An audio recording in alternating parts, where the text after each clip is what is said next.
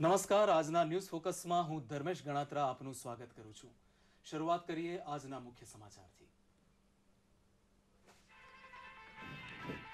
જનધન યોજનાની સફળતાપૂર્વક શરૂઆત બાદ આજે નવી દિલ્હી ખાતે પ્રધાનમંત્રી દ્વારા મેક ઇન ઇન્ડિયા અભિયાનનો પ્રારંભ. દેશ વિદેશના ઉદ્યોગપતિઓની ઉપસ્થિતિમાં દેશને નવો વિકાસ મંત્ર આપતા પ્રધાનમંત્રી મોદી. પ્રધાનમંત્રીના મેક ઇન ઇન્ડિયા અભિયાનને આવકારતું સમગ્ર ઉદ્યોગ જગત. નરેન્દ્ર મોદી બહુ અપેક્ષિત એવી 5 દિવસની અમેરિકાની યાત્રાએ જવા રવાના. મોદીને આવકારવા અમેરિકા સજ્જ.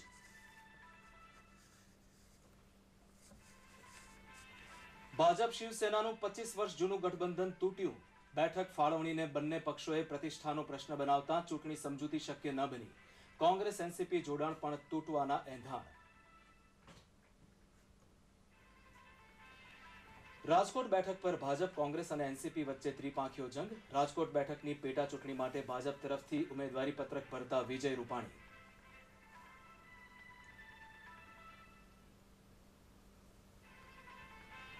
આદ્ય શક્તિની આરાધનાના પર્વ નવરાત્રીનો પ્રારંભ. પ્રથમ નોરતાએ શૈલપુત્રી સતીની ભાવિકો દ્વારા કરાઈ આરાધના. ખેલૈયાઓ 9 દિવસ રહેશે ગરબામાં મસ્ત.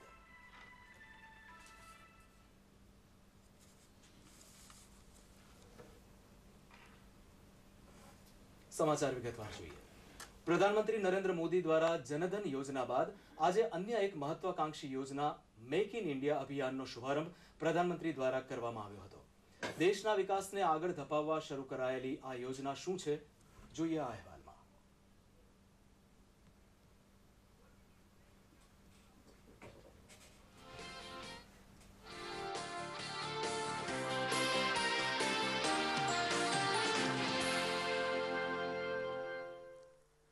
દેશના વિકાસના ભાગરૂપે ભારતના પ્રધાનમંત્રી દ્વારા મેક ઇન ઇન્ડિયા અભિયાનની શરૂઆત કરવામાં આવી હતી. દિલ્હીના વિજ્ઞાન ભવન ખાતે યોજાયેલા કાર્યક્રમમાં મુકેશ અંબાણી, અઝીમ પ્રેમજી, સાયરસ મિસ્ત્રી સહિત દેશ વિદેશના દિગ્ગજ ઉદ્યોગપતિઓ હાજર રહ્યા હતા. મેન્યુફેક્ચરિંગ ક્ષેત્રમાં ભારતને વૈશ્વિક બનાવવા, રોજગારી વધારવા તેમજ અર્થવ્યવસ્થાની મજબૂતીની પહેલરૂપી આ અભિયાનને ચાવીરૂપ માનવામાં આવી રહ્યું છે. પ્રધાનમંત્રીએ આ અભિયાનને સિંહ કદમ ગણાવ્યું હતું. एक तरफ मैन्युफैक्चरिंग ग्रोथ को बढ़ाना है, उसका सीधा बेनिफिट हिंदुस्तान के नौजवानों को मिले, उसे रोजगार मिले ताकि गरीब से गरीब परिवार की आर्थिक स्थिति में बदलाव आए, वो गरीबी से मिडिल क्लास की ओर बढ़े और उसका परचेजिंग पावर बढ़े तो मैन्युफैक्चरिंग की संख्या बढ़ेगी, मैन्युफैक्चरिंग का ग्रोथ बढ़ेगा, रोजगार के अवसर उपलब्ध होंगे, फिर एक बार बाजार बढ़ेगा. ये एक ऐसा चक्र है, उस चक्र को आगे बढ़ाने की दिशा में ये महत्वपूर्ण काम आज ये शेर का कदम है, ये लायन का स्टेप है, मेक इन इंडिया. પ્રધાનમંત્રી મોદીએ ભારતીયો માટે એફડીઆઈનો મતલબ ફર્સ્ટ ડેવલપ ઇન્ડિયા, જ્યારે વિદેશી રોકાણકારો માટે મહત્વનો અવસર ગણાવ્યો હતો. 125 करोड़ देशवासियों के लिए एफडीआई जिम्मेवारी है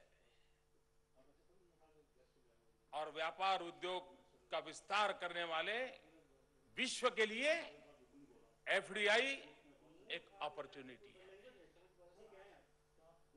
तो मेरे एफडीआई की परिभाषा ये है, भारतीयों के लिए है एफडीआई फर्स्ट डेवलप इंडिया. પ્રધાનમંત્રીએ લોકો પર વિશ્વાસની વાત જણાવી દેશમાં થનારા રોકાણ અંતર્ગત રોકાણકારોના પૈસા ડૂબશે નહીં તેવો આત્મવિશ્વાસ વ્યક્ત કર્યો હતો. સાથે જ 3Dનું સૂત્ર દેશના વિકાસ માટે લોકો સમક્ષ મૂક્યું હતું. एशिया में जाए तो कहां जाए और फिर वो सोचता है जहां लोकतंत्र है, जहां डेमोग्राफिक डिविडेंड है, जहां विपुल मात्रा में डिमांड है, ये तीनों एक साथ किसी भूभाग पर उपलब्ध हो तो पूरे ग्लोब पर अकेला हिंदुस्तान है. મંગળયાનની સફળતા બાદ દેશ વિદેશમાં ભારતીયોની ટેલેન્ટ પુરવાર થઈ ચૂકી હોવાનું જણાવી ડિજિટલ ઇન્ડિયા થકી દેશ વિદેશના કોઈ પણ ઉદ્યોગપતિઓ એકબીજાના સંપર્કમાં તેમજ લોકોના સંપર્કમાં સરળતાથી રહી શકે તેવું એક પ્લેટફોર્મ ઊભું કરવાની પણ વાત જણાવી. આ પ્રસંગે વાણિજ્ય મંત્રી નિર્મલા સીતારામને જણાવ્યું કે દેશને વિકાસના ઉચ્ચ માર્ગ પર લઈ જવા માટે સરકાર નિયમોને ઉદાર બનાવવા તથા બિનજરૂરી નિયમો હટાવવા માટે કાર્ય કરી રહી છે. ઉદ્યોગ જગતના દિગ્ગજોએ આ અભિયાનને આવકાર્યું હતું તેમજ અભિયાન હેઠળ દેશનો વિકાસ હરણફાળ ભરશે તેમ પણ જણાવ્યું હતું. I have absolutely no doubt that India can come back to a fast growth trajectory, and I very firmly believe that between 8 and 10% for a long period of time is the right growth potential for India. દેશના વિકાસમાં ઉદ્યોગોની ભાગીદારી તેમજ દેશમાં મોટા પાયે રોજગારી ઊભી કરવામાં મેક ઇન ઇન્ડિયા અભિયાન મહત્વનું સાબિત થશે તેવો વિશ્વાસ પણ વ્યક્ત કરાયો છે. દૂરદર્શન સમાચાર અમદાવાદ. આદ્યશક્તિની આરાધનાના પાવન પર્વ નવરાત્રીનો આજથી શુભારંભ થયો છે. આવો આપણે સીધા જઈએ અમદાવાદના જીએમડીસી ગ્રાઉન્ડ અને જોઈએ તેનું જીવંત પ્રસારણ. નું લોન્ચિંગ આપણા વડાપ્રધાન નરેન્દ્રભાઈ મોદીના હસ્તે થયું. મિત્રો એમાં ઘણા બધા વિષયો એમણે લીધા છે. બધા વિષયોની વાત નહીં કરું, પરંતુ જેના ઉપર મહત્વનો ભાર મૂકવામાં આવ્યો છે અને સામાન્ય રીતે આપણે દરેક બાબતની આગળ છીએ, પરંતુ એક સ્વચ્છતાની બાબતમાં હંમેશા આપણે પાછળ રહ્યા છીએ. જ્યાં જુઓ ત્યાં કચરાના ઢગલાઓ હોય, માખી મચ્છરો હોય, અને એવી સ્થિતિની અંદર જ્યારે વિદેશના ભાઈઓ બહેનો એમના મૂડીરોકાણ માટે આવતા હોય, દેવ દર્શને આવતા હોય, મેડિકલ સારવાર કરવા માટે આવતા હોય, મિત્રોને મળવા પણ આવતા હોય, અને એટલા માટે એમના નજરે આ જ્યારે બધું ચડે છે ત્યારે સ્વાભાવિકપણે કહેતા હોય છે કે ભાઈ ગુજરાતમાં બધું જ છે, ટેલેન્ટ પણ છે, ગુડ ગવર્નન્સ પણ છે, 24 કલાક વીજળી પણ છે, સારા રસ્તાઓ પણ છે, એજ્યુકેશનની વ્યવસ્થાઓ પણ સારી છે, બધું જ છે, એક નથી સ્વચ્છતા. અને એટલા માટે આપણું એક કલંક મિટાવવા માટે નરેન્દ્રભાઈએ પૂરા દેશની 125 કરોડની જનતાને આહ્વાન કર્યું છે કે 2019માં પૂજ્ય મહાત્મા ગાંધીને જન્મને 150 વર્ષ પૂર્ણ થાય છે, અને આપણે કોઈને ગિફ્ટ આપવી હોય તો એને પ્રિય વસ્તુ જે ગમતી હોય એને આપણે આપીએ છીએ. તો 2019માં મહાત્મા ગાંધીજીને કોઈ ભેટ આપવી હોય તો શું આપી શકીએ? અને એના માટે ચર્ચા વિચારણાના અંતે આપણને જરૂર લાગે કે ગાંધીજીને સૌથી વધુ પ્રિય હતી સ્વચ્છતા, અને એટલા માટે આપણે સ્વચ્છ ભારતની ભેટ 2019માં પૂજ્ય મહાત્મા ગાંધીજીને ન આપી શકીએ.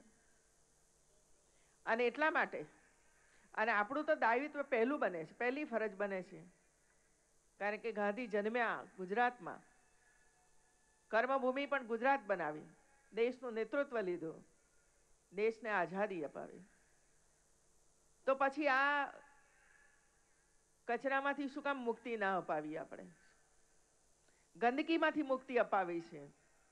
અને એટલા માટે આજથી જ 25મી સપ્ટેમ્બરનો નવરાત્રિનો પહેલો દિવસ, અને સામાન્ય રીતે આપણે એમ કહીએ છીએ સ્વચ્છતા ત્યાં પ્રભુતા.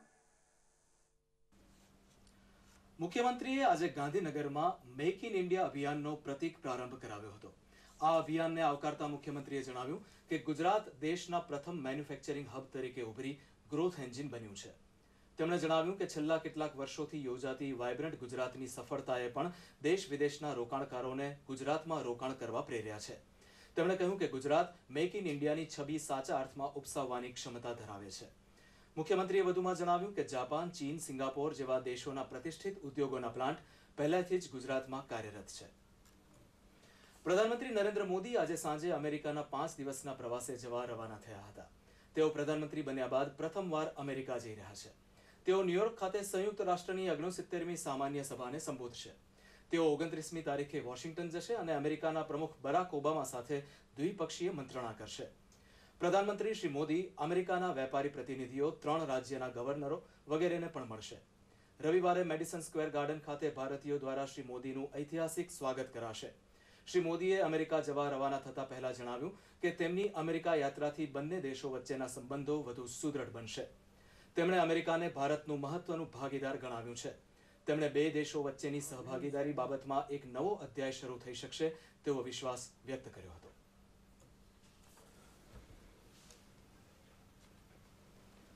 સંયુક્ત રાષ્ટ્ર ખાતે ભારતના કાયમી પ્રતિનિધિ અશોક મુખર્જીએ એવી આશા વ્યક્ત કરી છે કે સંયુક્ત રાષ્ટ્રની સલામતી સમિતિ બાબતમાં સુધારા કરવામાં આવે તો વિસ્તરિત થનારી સલામતી સમિતિમાં ભારતને કાયમી સભ્યપદ મળવાની આશા છે.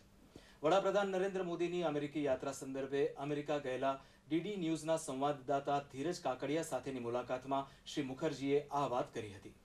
શ્રી મુખર્જીએ જણાવ્યું કે પ્રધાનમંત્રી સંયુક્ત રાષ્ટ્રની જનરલ કાઉન્સિલમાં કઈ બાબતોને સાંકળીને સંબોધન કરે છે તેને પણ તેઓ લક્ષ્યમાં લેશે.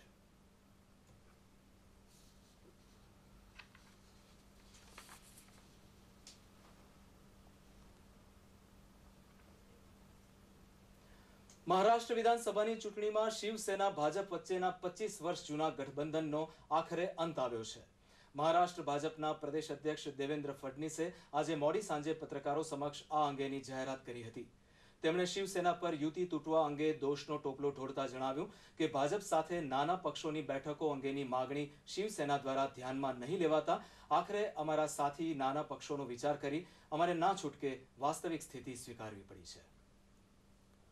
ગુજરાત વિધાનસભાની રાજકોટ પશ્ચિમ બેઠકની તારીખ 15મી ઓક્ટોબરે યોજાનારી પેટા ચૂંટણી માટે ભાજપના શ્રી વિજય રૂપાણીએ આજે ઉમેદવારી પત્ર ભર્યું હતું.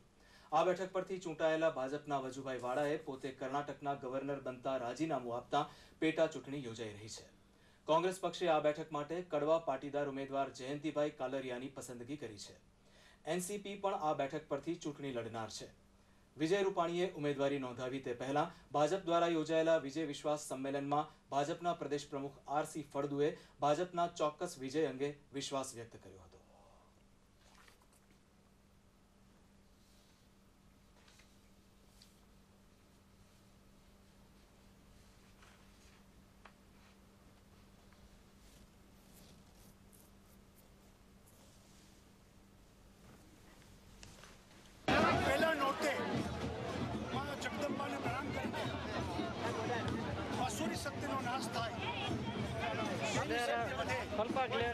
શુભ સંકલ્પ સાથે વાતે ગાતે કાર્યકર્તાઓ સાથે આજે ફોર્મ ભર્યું છે. એશિયાઈ રમતોત્સવમાં આજનો દિવસ ભારત માટે એકંદરે નિરાશાજનક રહ્યો. હોકીમાં પાકિસ્તાન સામે જીતવાની ભારતને તક હતી, પરંતુ ભારતની હાર થવા પામી હતી. જોકે તીરંદાજીમાં ભારત માટે સુવર્ણચંદ્રક જીતવાની તક ઊભી થઈ છે. તીરંદાજીમાં ભારતની પુરુષ ટીમ ફાઇનલમાં પહોંચી છે. ફાઇનલમાં ભારતનો મુકાબલો યજમાન કોરિયા સાથે થનાર છે. બેડમિન્ટનમાં સાયના નહેવાલે વિજય કૂચ કરી છે અને તે ક્વાર્ટર ફાઇનલમાં પહોંચી છે. જોકે પીવી સિંધુ અંતિમ 16 માટેની સ્પર્ધામાં હારી ગયેલ છે. ટેનિસમાં ભારતની પુરુષ જોડી સનમસિંહ તથા સાકેત સાઈ બીજા તબક્કામાં પહોંચી શકી છે. અંકિતા રૈના પણ મહિલાઓની સિંગલ સ્પર્ધામાં બીજા તબક્કા સુધી પહોંચી છે.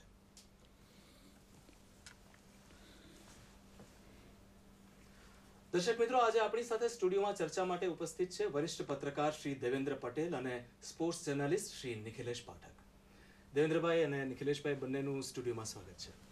દેવેન્દ્રભાઈ, પ્રધાનમંત્રી નરેન્દ્ર મોદીએ 15મી ઓગસ્ટે લાલ કિલ્લા પરથી મેક ઇન ઇન્ડિયાનો કોન્સેપ્ટ આપ્યો અને આજે તેને એક કેમ્પેઇન સ્વરૂપે લોન્ચ પણ કર્યું.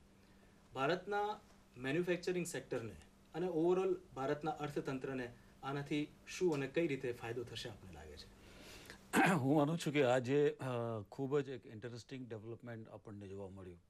તમે જુઓ કે જ્યારે વડાપ્રધાન નરેન્દ્રભાઈ મોદી એ ગુજરાતના મુખ્યમંત્રી હતા ત્યારે એમણે સૌથી પહેલાં ગુજરાતમાં વાઇબ્રન્ટ ગુજરાતનો એક પ્રયોગ કર્યો હતો અને એને કારણે ગુજરાત પણ એક રોકાણ કરવા માટે એક સાનુકૂળ જગ્યા છે. એમાં ઇન્ફ્રાસ્ટ્રક્ચર છે, ઔદ્યોગિક શાંતિ છે, ઇલેક્ટ્રિસિટી છે, પાણી છે, એમ કરીને દેશ અને દુનિયાભરના ઉદ્યોગપતિઓનું ધ્યાન ગુજરાત તરફ દોર્યું હતું.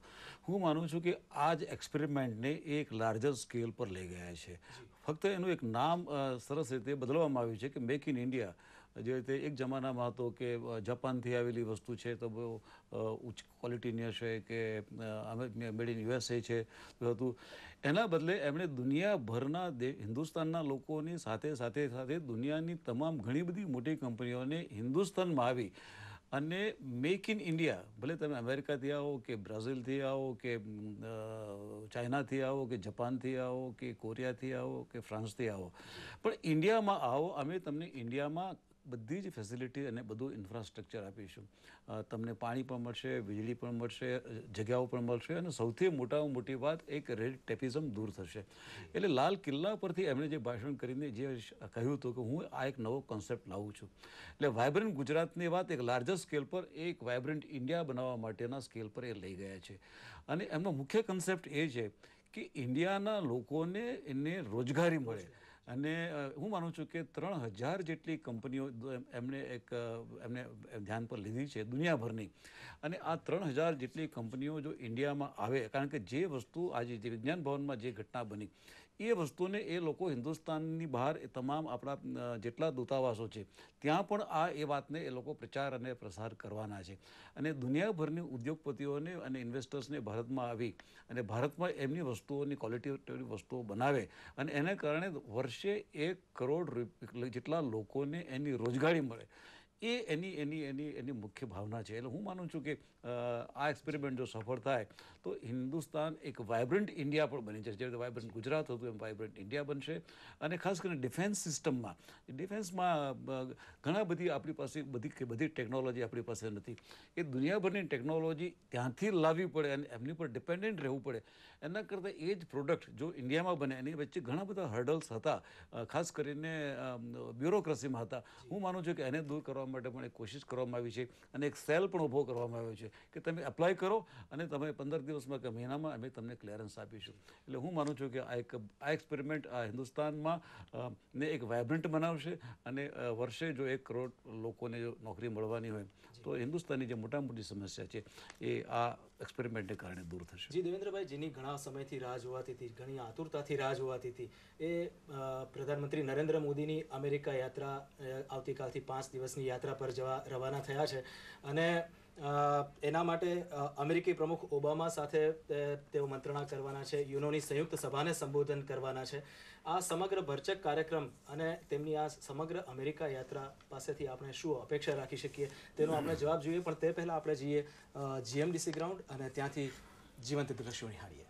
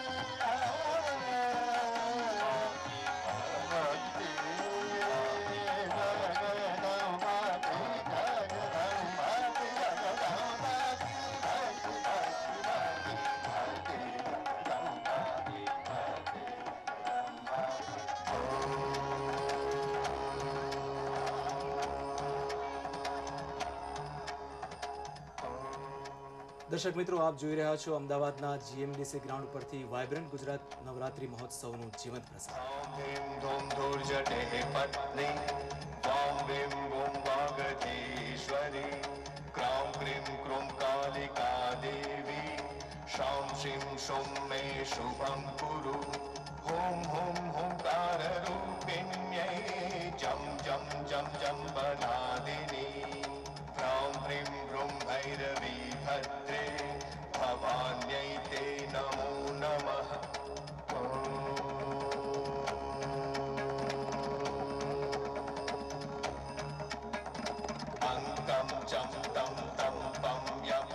Sam bim dum bim bim hang sam,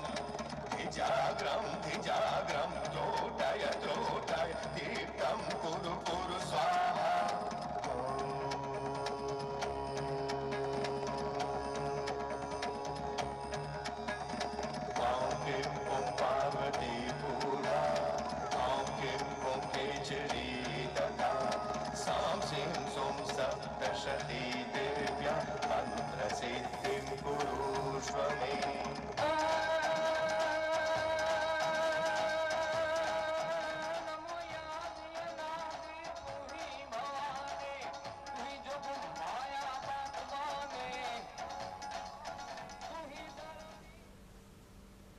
Devendrabhai, આપણે ચર્ચાને આગળ ધપાવીએ. આપણે વાત કરતા હતા કે નરેન્દ્ર મોદી આજે અમેરિકાની યાત્રાએ જવા નીકળ્યા છે અને તેમનો 5 દિવસનો ભરચક કાર્યક્રમ છે.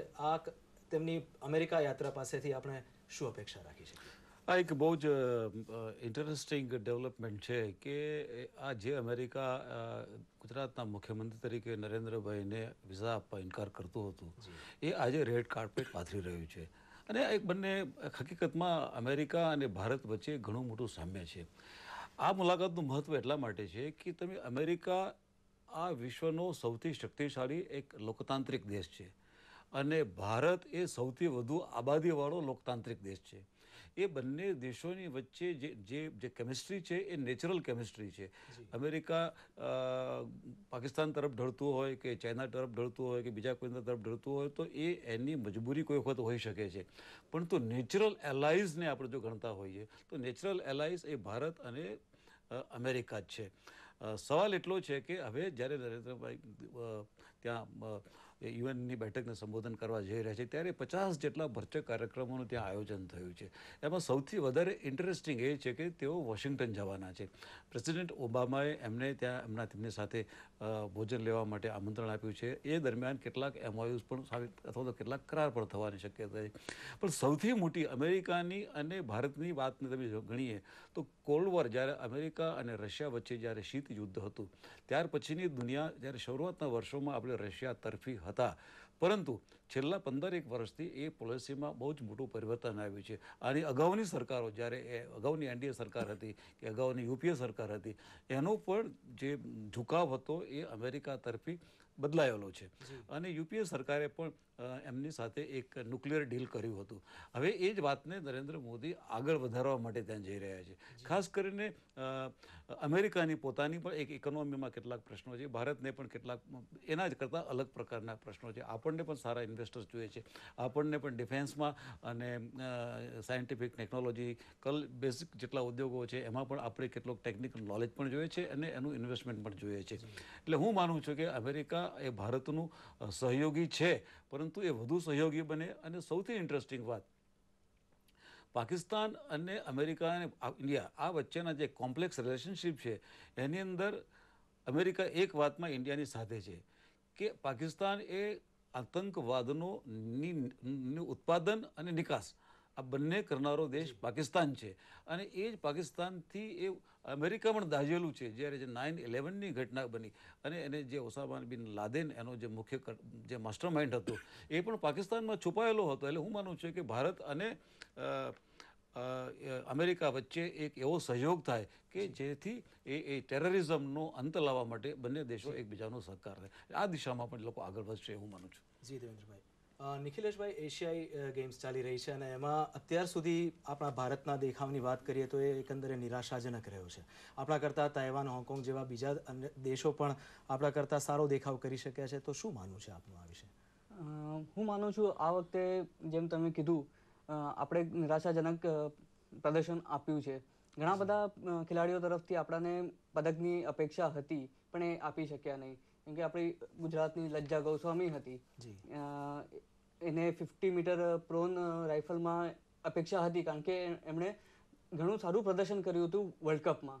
તો અપેક્ષાઓ હતી, એમણે ના કરી શક્યા. અભિનવ બિંદ્રા છે જેમનું છેલ્લું આ એશિયન ગેમ્સમાં પાર્ટિસિપેટ કરી રહ્યા હતા, તો એમના પાસેથી પણ હતું કે ગોલ્ડ મેડલ જીતી શકે છે, પણ કઈ સહયોગના કારણે જે કંઈ હોય એ આપી શકે નહીં. એ ફક્ત બ્રોન્ઝ મેડલથી થઈ ગયા. એટલે ઘણું બધું એવું હોય છે.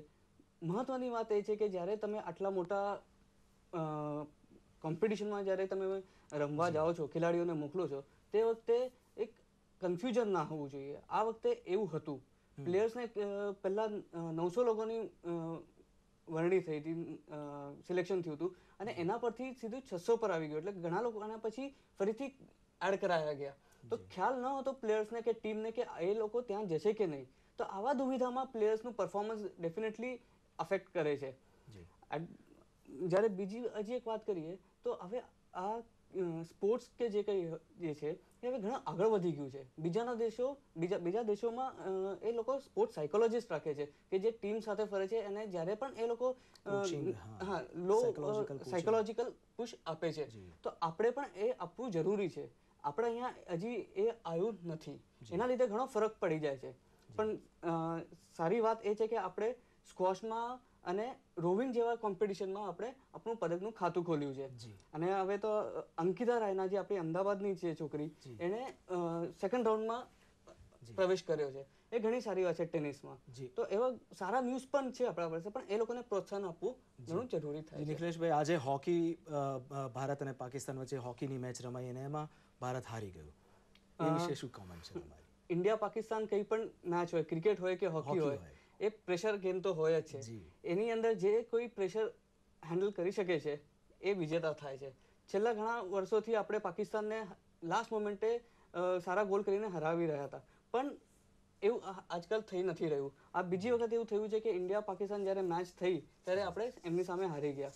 ઘણી બધી ત્યાં પણ સાયકોલોજીસ્ટની જરૂર છે મારા ખ્યાલથી. જી નિખિલેશભાઈ અને દેવેન્દ્રભાઈ, આપ સ્ટુડિયોમાં આવીને ચર્ચામાં ભાગ લીધો તે બદલ આપ બંનેનો ખૂબ ખૂબ આભાર.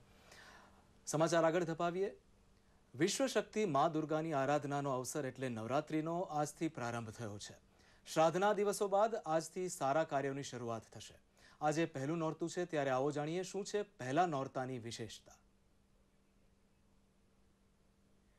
નવશક્તિના સંગમરૂપી તહેવાર નવરાત્રિ માં નવદુર્ગાની આરાધનાનું પર્વ છે. નવદુર્ગાની પૂજા અર્ચનાનું 9 દિવસ વિશેષ મહત્વ રહેલું છે. નવરાત્રિનો દરેક દિવસ માં દુર્ગાના વિવિધ સ્વરૂપોને સમર્પિત છે. નવરાત્રિના પ્રથમ દિવસે માં શૈલપુત્રીની આરાધનાનું મહાત્મ્ય છે. માં શૈલપુત્રીને હેમવતી કે પાર્વતીના નામે પણ ઓળખવામાં આવે છે. શૈલરાજ હિમાલયના પુત્રી રૂપે જન્મેલા માં દુર્ગાના આ રૂપનું નામ શૈલપુત્રી પડ્યું છે. માં શૈલપુત્રી મૂલાધાર ચક્રના દેવી કહેવામાં આવે છે, જેને શક્તિનો સ્ત્રોત ગણવામાં આવે છે. આજનો દિવસ જે છે એ શરૂઆત છે માતાજીની પ્રતિષ્ઠા ઘર ઘરમાં થાય છે. કુંભ સ્થાપન એટલે કળશ સ્થાપન થાય, પછી ઝવેરા વવાય, માતાજીનું સ્થાપન થાય અને ત્યાં નવખંડ સાથીઓ બનાવવો જોઈએ. એના ઉપર તામ્ર પાત્ર એટલે તાંબાનો કળશ, એ કળશ શુદ્ધ જલથી ભરી ઉપર પંચપલ્લવ અને એના ઉપર શ્રીફળ અને નાડાછડીથી બાંધીને માતાજીનો ફોટો હોય, યંત્ર હોય, એની સ્થાપના કરવી જોઈએ. ઉપનિષદ મુજબ માં શૈલપુત્રીએ ઇન્દ્ર સહિતના દેવતાઓનું અભિમાન તોડ્યું હતું અને ત્યારબાદ જ દેવતાઓ તેમના ચરણે પડ્યા અને તેમને શક્તિના દેવી ગણાવ્યા હતા. અને એટલે જ કહેવાયું છે, યા દેવી સર્વભૂતેષુ શક્તિ રૂપેણ સંસ્થિતા નમસ્તસ્યૈ નમસ્તસ્યૈ નમસ્તસ્યૈ નમો નમઃ. આજે નવરાત્રિના પ્રથમ દિવસે ઘરમાં તથા મંદિરમાં ગરબાનું ઘટ સ્થાપન કરવામાં આવે છે અને 9 દિવસ લોકો ગરબામાં દીવો રાખી માં દુર્ગાના 9 સ્વરૂપોની આરાધનામાં લીન બની જાય છે. દૂરદર્શન સમાચાર, અમદાવાદ.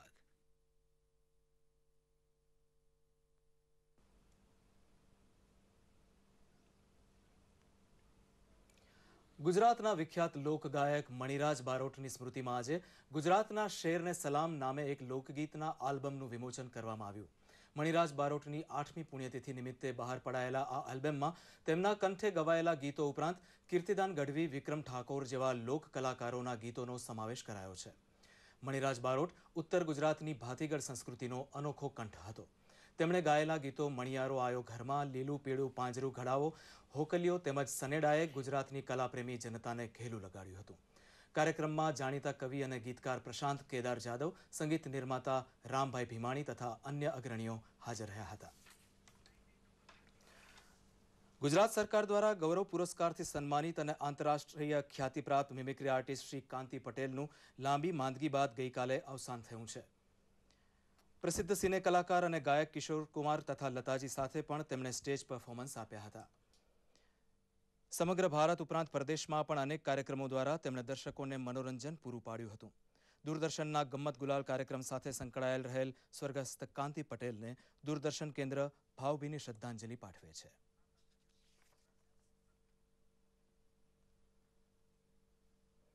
આ સાથે જ આજનો ન્યૂઝ ફોકસ કાર્યક્રમ અહીં પૂરો કરીએ છીએ. નમસ્કાર.